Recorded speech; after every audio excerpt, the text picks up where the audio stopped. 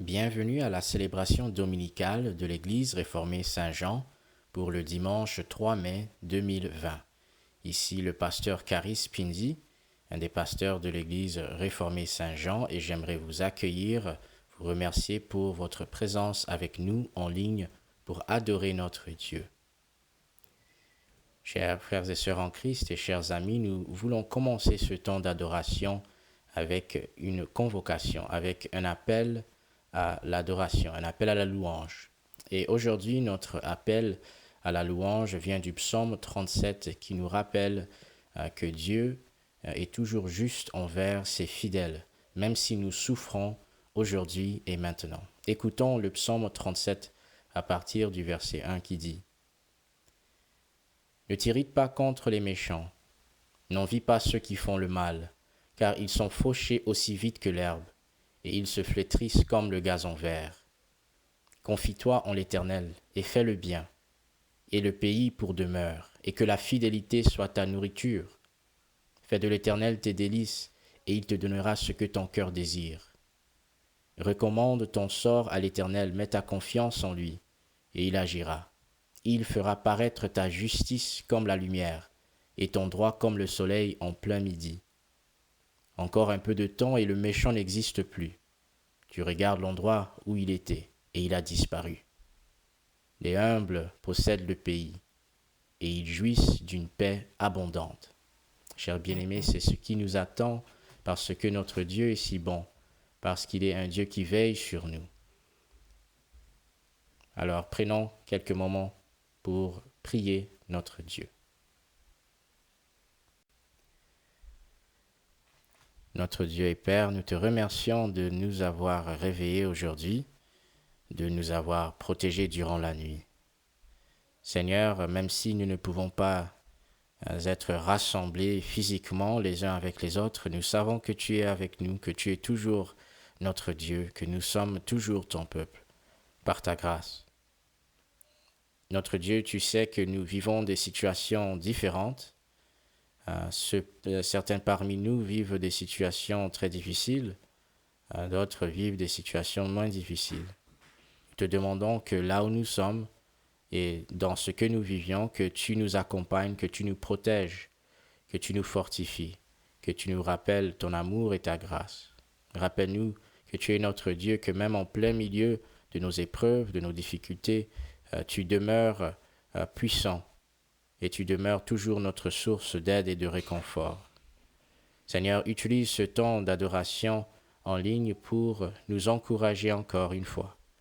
Nous te le demandons pour la gloire de ton nom et pour notre bonheur qui y est lié. Nous te prions toutes ces choses au nom de Jésus-Christ. Amen. Maintenant, nous allons chanter notre premier chant d'adoration, Lumière du monde.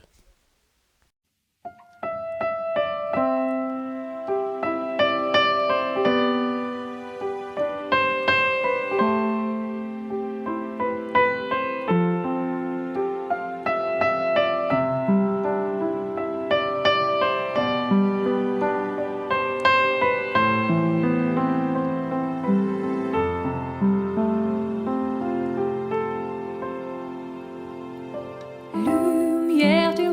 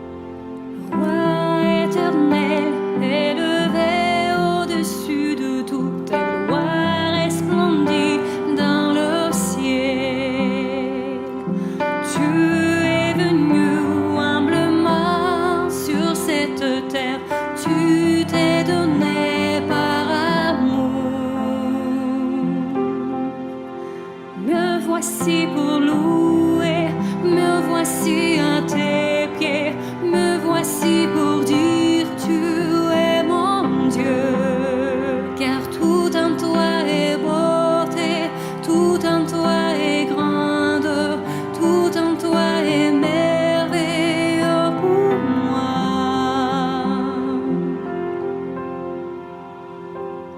Je ne pourrais imaginer le prix payé pour mon péché.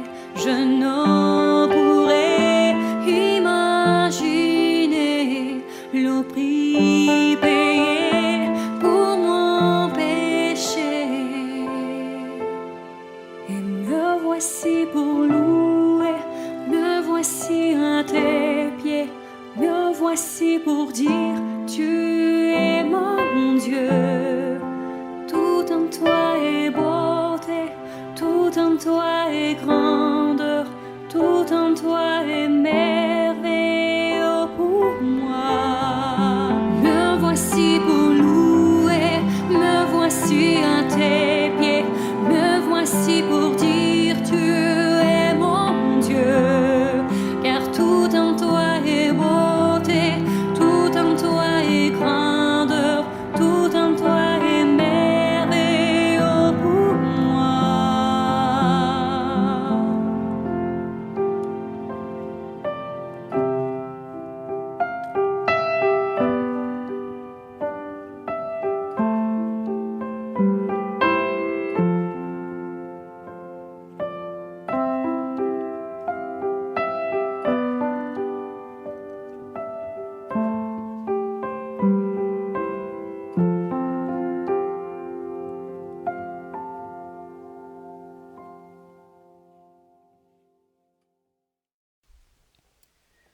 Chers bien-aimés, maintenant nous passons à un temps de confession de nos péchés et de l'assurance du pardon. C'est un temps où nous venons devant Dieu et nous le demandons de sonder notre cœur, de nous montrer qui nous sommes réellement. Car, chers bien-aimés, c'est seulement à travers cet exercice, à travers ce temps de confession que nous trouverons aussi un moyen de nous améliorer, pas par nos propres forces, mais par la grâce de Dieu. Donc nous commençons toujours avec la confession afin d'être pardonnés et aussi afin de savoir comment nous pouvons mieux vivre pour celui qui nous aime. Notre texte de confession de péché vient du psaume 51, le psaume que le roi David a écrit après avoir commis l'adultère avec la femme d'Uri et après avoir tué celui-ci. Écoutez ce qu'il prie. Il dit: Ô Dieu, fais-moi grâce conformément à ta bonté, conformément à ta grande compassion, efface mes transgressions. Lave-moi complètement de ma faute et purifie-moi de mon péché, car je reconnais mes transgressions et mon péché est constamment devant moi. J'ai péché contre toi seul. J'ai fait ce qui est mal à tes yeux. C'est pourquoi tu es juste dans tes paroles, sans reproche dans ton jugement. Oui, depuis ma naissance, je suis coupable. Quand ma mère m'a conçu, j'étais déjà marqué par le péché. Chers bien-aimés, c'est bien possible que vous vous trouvez dans une situation où il y a un certain péché ou certains péchés qui vous accablent. Vous ressentez le mal en vous et autour de vous. Et donc Dieu, dans sa grâce, vous invite à demander pardon, à confesser vos péchés parce qu'il est le seul qui peut vous pardonner, qui peut enlever cette culpabilité, qui peut enlever la tâche du péché. Nous cherchons à nous justifier nous-mêmes à travers toutes sortes de moyens. Mais Dieu est le seul qui peut nous pardonner, nous qui sommes pécheurs depuis notre conception, depuis notre naissance. Mais David, le roi David, demande pardon et il se confesse parce qu'il sait que Dieu est un Dieu de grâce. Et c'est pourquoi nous aussi, nous voulons confesser nos péchés et demander pardon auprès de notre Dieu. Donc prenons quelques moments en silence pour prier Dieu, pour lui demander pardon pour nos péchés. Chers bien-aimés, prions ensemble.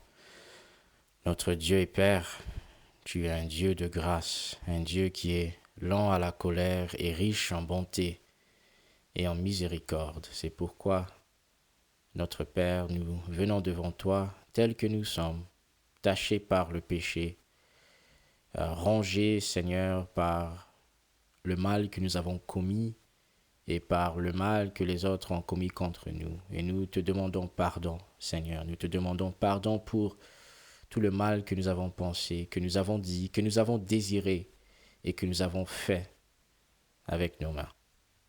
S'il te plaît, pardonne-nous et purifie-nous. Dieu, si tu ne nous pardonnes pas, nous resterons toujours dans nos péchés, nous resterons sous ton jugement. Mais nous savons que tu es un Dieu de grâce, un Dieu qui veut pardonner ton peuple. Et si nous sommes confiants de cela, c'est parce que tu as donné ton Fils à notre place, ton Fils Jésus-Christ que tu as envoyé pour que nous soyons pardonnés et sauvés. Et donc c'est avec confiance au nom de Jésus, en son sang, en son sacrifice, que nous te demandons pardon. Amen.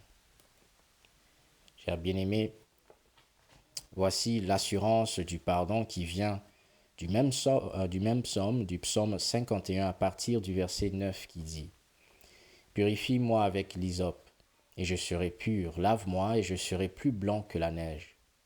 Fais-moi entendre des chants d'allégresse et de joie, et les os que tu as brisés se réjouiront. Détourne ton regard de mes péchés, efface toutes mes fautes. Ô Dieu, crée en moi un cœur pur, renouvelle en moi un esprit bien disposé.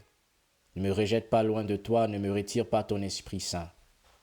Rends-moi la joie de ton salut, et qu'un esprit de bonne volonté me soutienne. Seigneur, ouvre mes lèvres et ma bouche proclamera ta louange.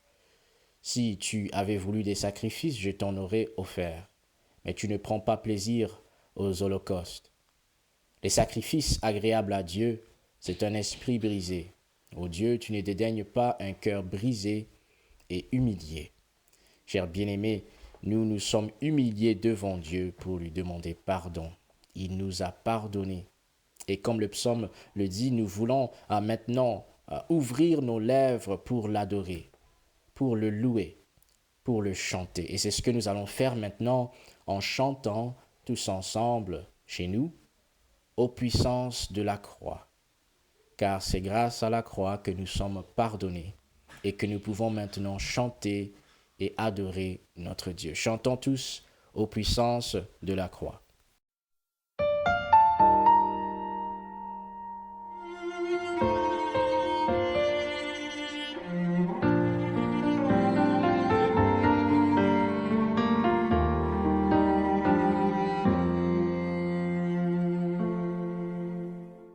Montre-moi l'aurore de ce jour si noir, Christ en chemin vers le calvaire, jugé par des pécheurs, flagellé, battu, cloué sur une croix. Ô puissance de la croix, Christ a fait péché pour moi. Prends sur lui la colère, je suis pardonné à la croix.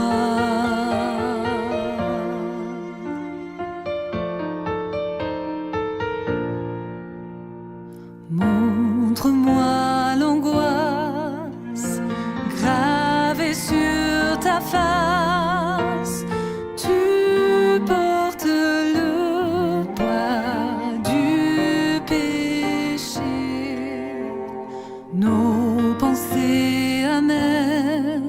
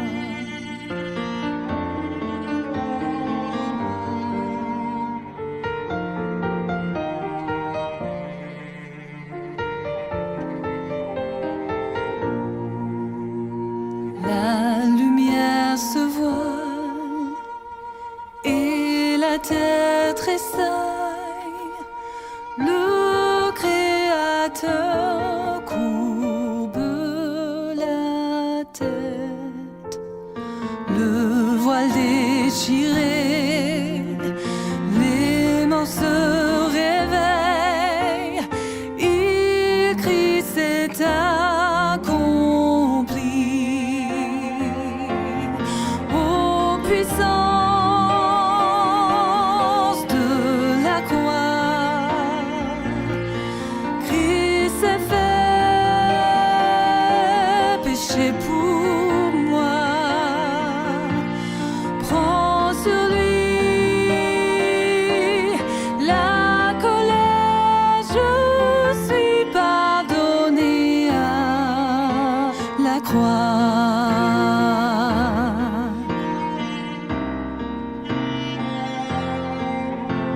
Montre-moi mon nom gravé dans tes mains, transpercé pour me libérer. La mort est vaincue, la vie m'est donnée par ton amour parfait. Ô puissance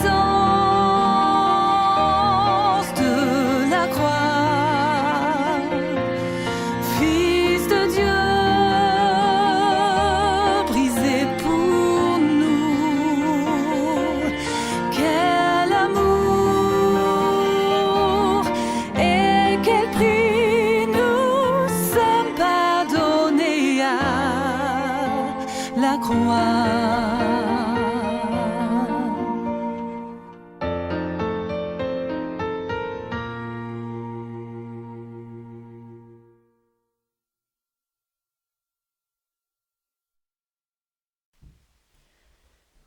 Chers frères et sœurs en Christ et chers amis, nous voulons maintenant passer au temps de l'écoute de la parole, du message, de la prédication, de la parole de Dieu. Mais avant de le faire, nous voulons demander l'aide de Dieu, le Saint-Esprit, pour préparer nos cœurs à écouter ce qu'il a à nous dire. Donc, prions notre Dieu.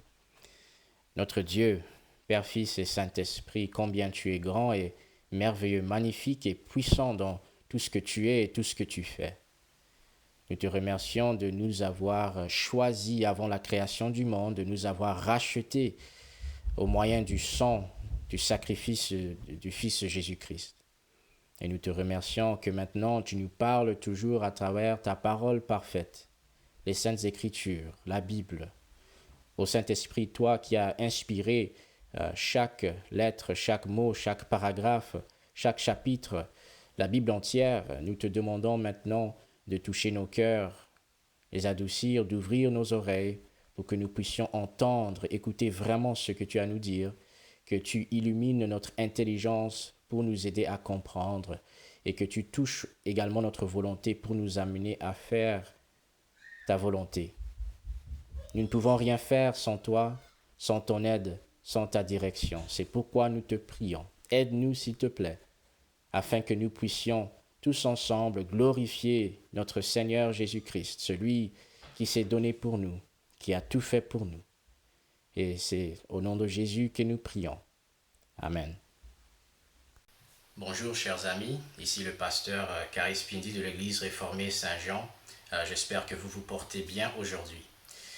Chers amis, je tiens pour acquis que la grande majorité de personnes qui écoutent ces messages sont chrétiens, sont croyants. Et si cela est vrai, je crois que nous avons une question importante à nous poser. Chers frères et sœurs en Christ, comment les autres peuvent-ils deviner, comment les autres peuvent-ils savoir que nous sommes chrétiens? Autrement dit, comment les membres de notre famille, nos voisins, nos collègues au travail ou à l'école, même les connaissances, comment peuvent-ils savoir, deviner ce que nous croyons? Car au moins, être chrétien signifie que nous croyons certaines doctrines, que nous croyons certains enseignements bibliques. Par exemple, toute personne qui se considère chrétienne croit que Dieu a créé toutes choses au commencement dans un état de perfection. Nous croyons aussi à la divinité de Jésus-Christ, sa naissance virginale, sa vie parfaite, sa mort substitutionnelle et sacrificielle sur la croix. Nous croyons sa résurrection corporelle, c'est-à-dire physique, et nous croyons également la nécessité du Saint-Esprit pour être sauvé et pour vivre une vie digne de l'appel de Jésus-Christ. Donc ce sont quelques-uns de nos croyances de base, des croyances qui sont résumées pour nous d'ailleurs dans le symbole des apôtres. Mais la question demeure, comment les autres peuvent-ils savoir, deviner ce que nous croyons? Comment peuvent-ils savoir que nous sommes chrétiens? Est-ce à travers nos paroles seulement? Est-ce seulement à travers nos doctrines? Ou y a-t-il un autre moyen à travers lequel on peut deviner qui nous sommes vraiment en tant que chrétiens? Sans doute, vous connaissez l'adage qui dit les gestes sont plus éloquents que les paroles. C'est un adage qui explique que si on veut connaître vraiment qui est quelqu'un, peut-être que la meilleure façon n'est pas juste de faire attention à ses paroles, il faut également faire attention ou un peu plus attention à ses actes. Et dans le sermon sur la montagne, le Seigneur Jésus enseigne à ses disciples et aux foules au sujet des marques des vrais disciples, des vrais chrétiens. Son enseignement dans le sermon sur la montagne nous aide à comprendre à quoi devraient ressembler tous ceux qui sont sauvés par la grâce de Dieu, qui ont mis leur foi en Jésus-Christ et qui sont habités et habilités par le Saint-Esprit. Chers frères et sœurs en Christ, notre grand maître, le Seigneur Jésus, nous enseigne dans notre texte d'aujourd'hui une des marques essentielles d'un chrétien. Une marque qui aide les autres à savoir qui nous sommes et ce que nous croyons. Chers frères et sœurs en Christ, c'est la douceur qui est la marque essentielle que le Seigneur Jésus expose dans notre enseignement d'aujourd'hui. Alors je vous invite à suivre la lecture de notre texte d'aujourd'hui qui se trouve dans la Bible, dans sa parole, dans l'Évangile selon Matthieu, dans le chapitre 5 et dans le verset 5. Écoutons ce que dit la sainte et parfaite parole de Dieu. Heureux ceux qui sont doux, car ils hériteront la terre. Heureux ceux qui sont doux, car ils hériteront la terre. Voici jusqu'ici la lecture de la sainte et parfaite parole de Dieu. Chers bien-aimés, quel est le sens, la signification de l'enseignement de Jésus, lui qui dit « Heureux ceux qui sont doux, car ils hériteront la terre ». Pour le comprendre, nous allons examiner 2 points. Premièrement, nous allons examiner l'importance de la douceur et deuxièmement, la récompense pour ceux qui sont doux.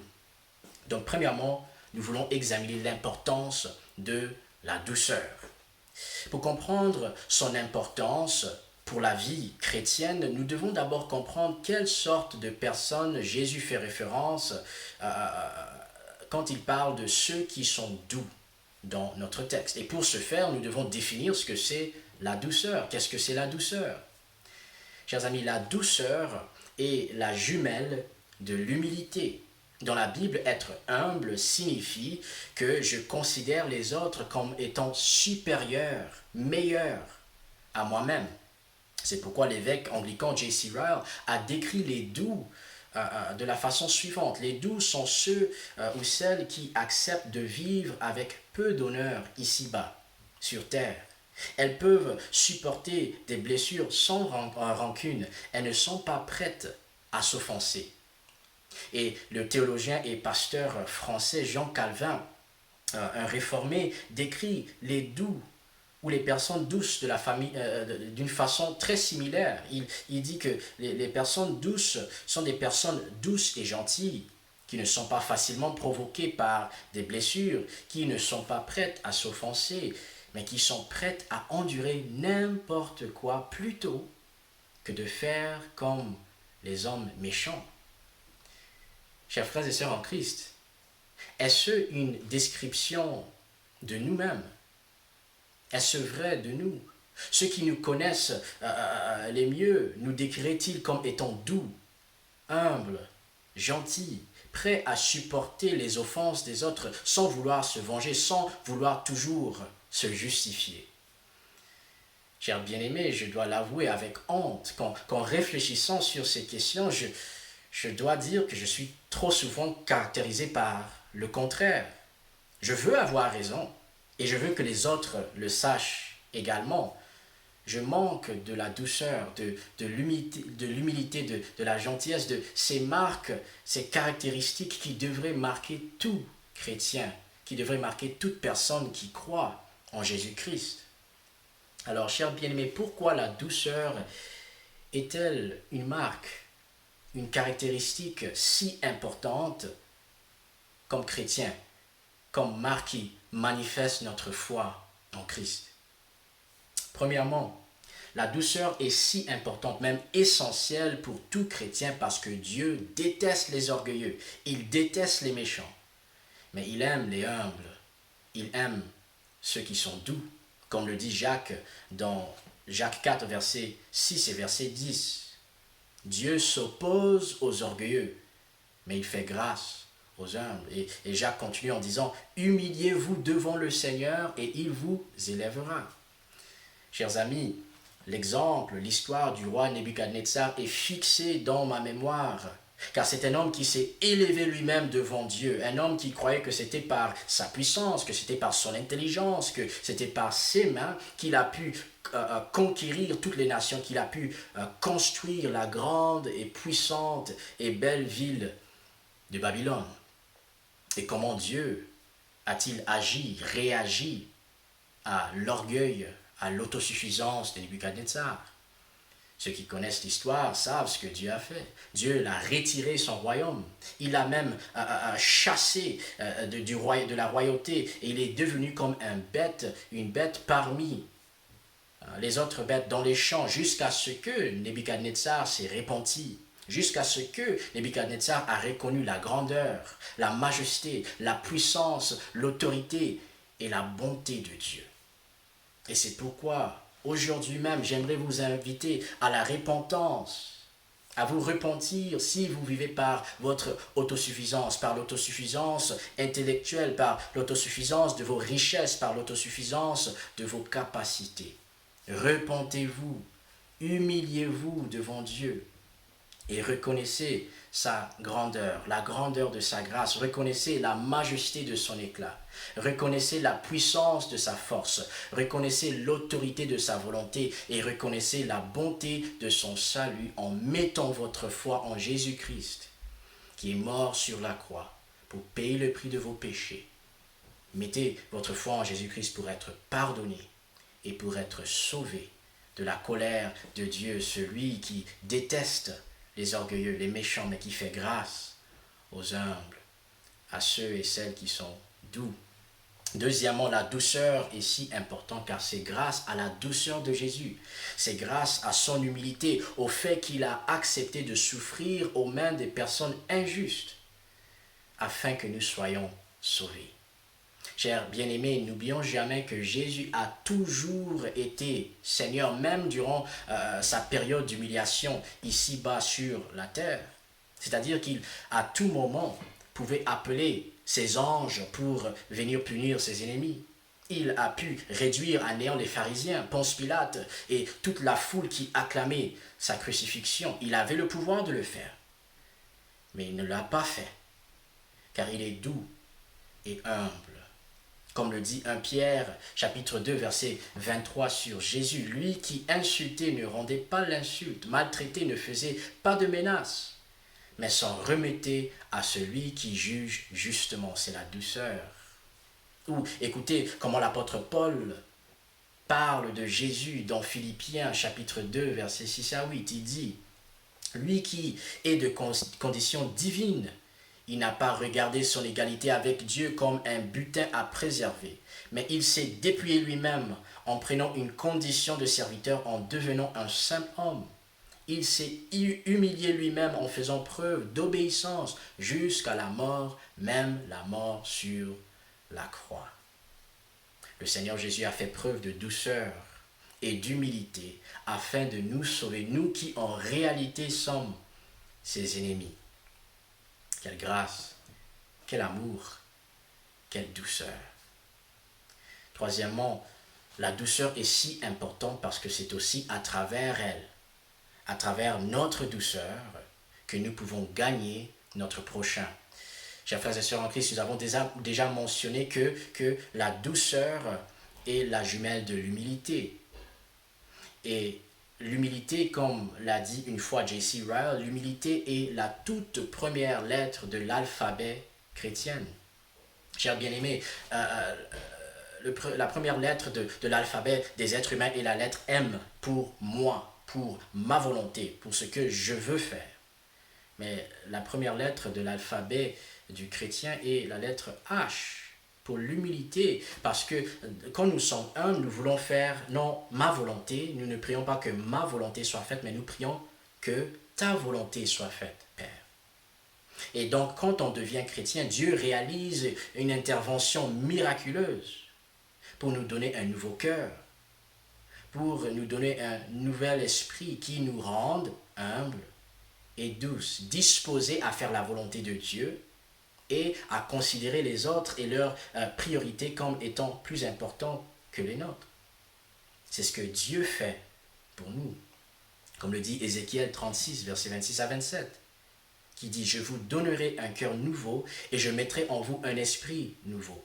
Je retirerai de votre cœur le cœur de pierre et je vous donnerai un cœur de chair.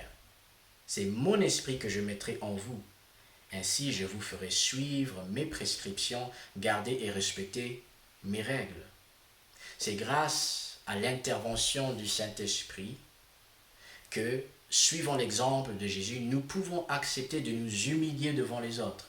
Nous pouvons accepter de nous taire et d'écouter plutôt ce que les autres ont à dire. C'est grâce au Saint-Esprit que nous pouvons même nous humilier et avec douceur pardonner ceux qui nous ont offensés, ceux qui nous ont blessés profondément.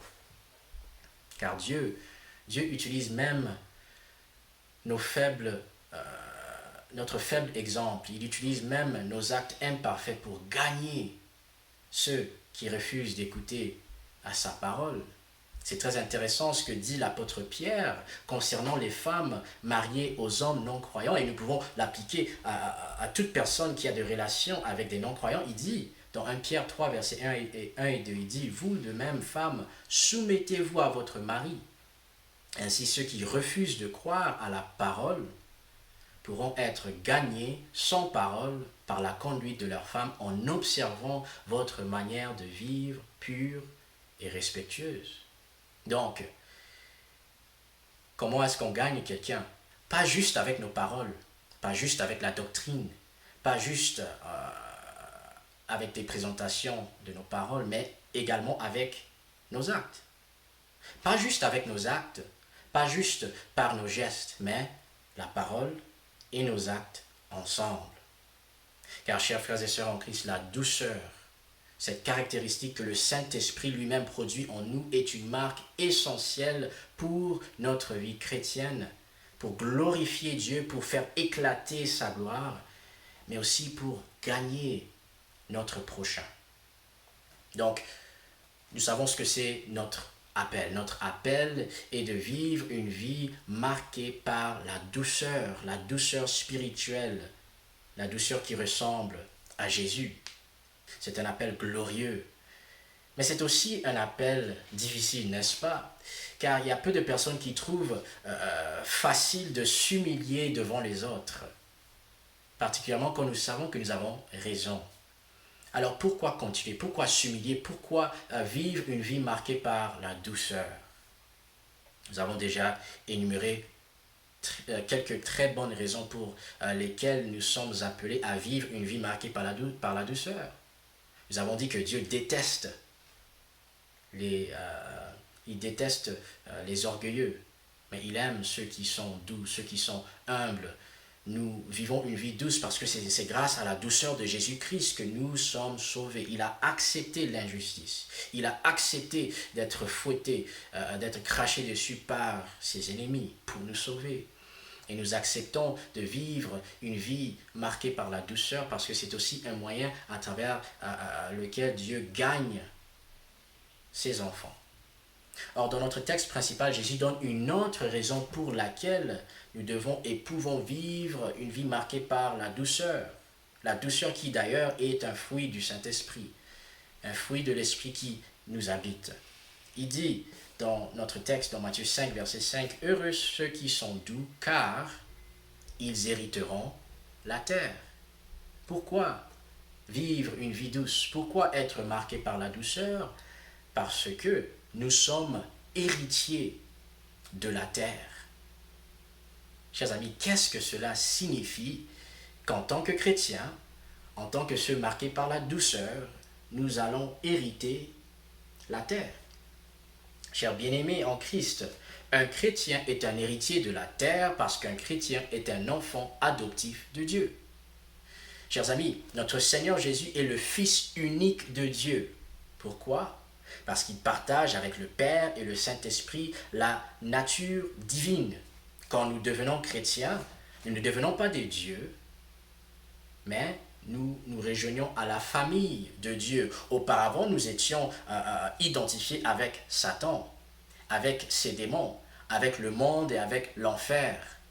Et par la grâce de Dieu, grâce au sacrifice de Jésus, nous sommes maintenant identifiés avec Dieu, avec son Fils Jésus, avec les anges et avec le ciel. Et le Saint-Esprit nous assure de cette réalité, comme le dit Romains 8, verset 14 et suivant, qui dit: en effet, tous ceux qui sont conduits par l'Esprit de Dieu sont fils de Dieu. L'Esprit lui-même rend témoignage à notre esprit que nous sommes enfants de Dieu. Or, si nous sommes enfants, nous sommes aussi héritiers, héritiers de Dieu et co-héritiers de Christ, si toutefois nous souffrons avec lui, afin de prendre aussi part à sa gloire. Donc, nous hériterons la terre seulement parce que nous appartenons à Dieu, parce que nous sommes ses enfants adoptifs. Dieu qui est le créateur du ciel et de la terre, de tout ce qu'elle contient, et donc il signifie qu'il est le propriétaire ultime de toutes choses. Pour ceux qui ont grandi avec le film Le Roi Lion, vous allez vous rappeler cette scène où Mufasa, le vrai roi lion originel, monte sur la montagne avec son fils Simba, qui à cette époque n'était qu'un lionceau. Et il montre Simba le royaume. Et il dit à son fils Simba, tout ce que la lumière touche fait partie de notre royaume. Et à cette époque, Simba était héritier du royaume, mais il ne le possédait pas encore. Il ne possédait pas encore son héritage. Chers frères et sœurs en Christ, le ciel, la terre, l'univers entier fait partie du royaume de Dieu. Et en tant que chrétiens, en tant que fils et filles adoptifs de Dieu, nous allons recevoir ce royaume, la terre qui fait partie en tant que co-héritier avec Christ, mais dans l'avenir. Comme le dit 1 Timothée 2, versets 11 et 12, cette parole est certaine. Si nous sommes morts avec lui, nous vivrons aussi avec lui. Si nous persévérons, nous régnerons aussi avec lui, avec Jésus. Donc, pour le moment, nous attendons, nous patientons, nous souffrons, nous nous humilions et nous acceptons de le faire avec douceur, sachant que notre héritage est assuré, sachant que notre récompense éternelle nous attend. Donc, chers bien-aimés en Christ, j'espère que vous pouvez voir combien la douceur est essentielle pour notre vie chrétienne. C'est grâce à la douceur du Seigneur Jésus-Christ que nous étions sauvés, car il a accepté de souffrir, d'être puni injustement par les malfaiteurs pour que nous soyons sauvés. C'est grâce à notre douceur, à notre humilité, à notre gentillesse que le Saint-Esprit produit en nous, que nous pouvons aussi gagner les membres de notre famille, nos amis, nos collègues au travail et à l'école, et même nos ennemis et nos connaissances. Et finalement, ce sont les doux, ceux en qui le Saint-Esprit a réalisé son opération miraculeuse. Ce sont eux qui hériteront avec Jésus, le Seigneur Jésus-Christ, la terre et tout son royaume, pour partager sa gloire et pour connaître le bonheur éternel qui nous attend. C'est pourquoi aujourd'hui nous disons avec Jésus, heureux ceux qui sont doux, car ils hériteront la terre. Amen. Notre Dieu, nous te remercions d'être un Dieu qui est doux, un Dieu qui est gentil, un Dieu qui est lent à la colère, riche dans ta bonté, dans ta grâce, dans ta miséricorde envers nous, nous qui étions autrefois tes ennemis, mais nous que tu as aimés, avant même que tu nous as créés, avant même que nous soyons nés. Toi qui dans ton amour as donné ton Fils, qui dans sa douceur, dans son humilité s'est sacrifié pour nous. Et notre Père, tu nous appelles maintenant nous-mêmes à vivre et montrer, manifester le fruit de l'Esprit, la douceur dans notre vie de tous les jours. Aide-nous, Seigneur, car ce n'est pas facile. Aide-nous, Seigneur, car nous sommes toujours affectés par l'orgueil, par l'autosuffisance, par ce désir de nous justifier nous-mêmes. Ô Dieu, montre-nous la beauté de l'humilité. Montre-nous, Seigneur, l'amour que manifeste la douceur. Montre-nous aussi, Seigneur, comment dire la vérité avec amour. Comment accepter de pardonner ceux qui nous ont offensés. Notre Père, ces choses sont impossibles sans toi. Et donc, nous courons vers toi, nous nous mettons à genoux devant toi, car nous savons que nous avons besoin de ton aide. Seigneur, nous te prions, s'il te plaît, aussi de nous amener à être honnêtes avec nous-mêmes, à nous rappeler que nous sommes imparfaits. Nous prions aussi, Seigneur, pour nos collègues, pour nos amis, pour les membres de notre famille qui ne te connaissent pas encore, qui te résistent. Nous te prions et te supplions que même à travers nos actes, à travers notre douceur, que tu les amènes, que tu les attires vers toi et que tu nous donnes, Seigneur, les bons mots, les bonnes paroles à dire pour prêcher, pour partager cet évangile, la bonne nouvelle qui sauve. Seigneur, sois avec ceux et celles qui souffrent aujourd'hui en lien avec le Covid-19, ceux et celles qui sont malades, ceux et celles qui ont perdu des membres de leur famille. Que tu les entoures, Seigneur, que ton Saint-Esprit le réconforte en ce moment. Nous te prions aussi de nous aider en tant que chrétiens, en tant que citoyens de différentes villes et pays dans lesquels nous habitons, de manifester notre amour pour toi et pour notre prochain en suivant les consignes que donnent nos gouverneurs, nos dirigeants. Seigneur, donne-nous la sagesse qu'il faut pour vivre ces jours-ci avec joie, avec patience, avec amour, tout pour ta gloire et pour le bonheur de notre prochain. Nous te le demandons au nom de Jésus-Christ. Amen. Chers bien-aimés, nous voulons chanter maintenant à l'agneau de Dieu pour remercier Dieu pour tout ce qu'il a fait pour nous en Jésus-Christ, qui est l'agneau de Dieu. Chantons.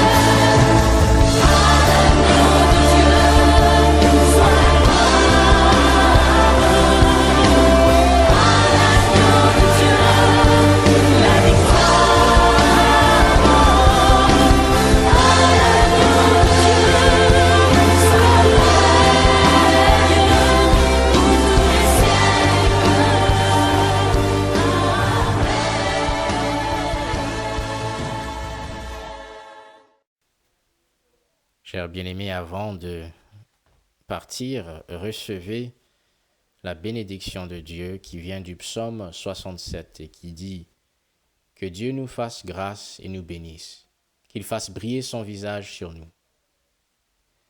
Ainsi l'on connaîtra ta voix sur la terre et ton salut parmi toutes les nations. Les peuples te louent, ô Dieu, tous les peuples te louent. Les nations se réjouissent, elles sont dans l'allégresse, car tu juges les peuples avec droiture et tu conduis les nations sur la terre. Les peuples te louent, ô Dieu, tous les peuples te louent. La terre donne ses produits, Dieu notre Dieu nous bénit. Dieu nous bénit et toutes les extrémités de la terre le craignent. Chers bien-aimés en Christ et chers amis, soyez bénis. Que Dieu vous bénisse, qu'il vous protège, qu'il vous garde toute cette semaine. Et à la prochaine. Au revoir.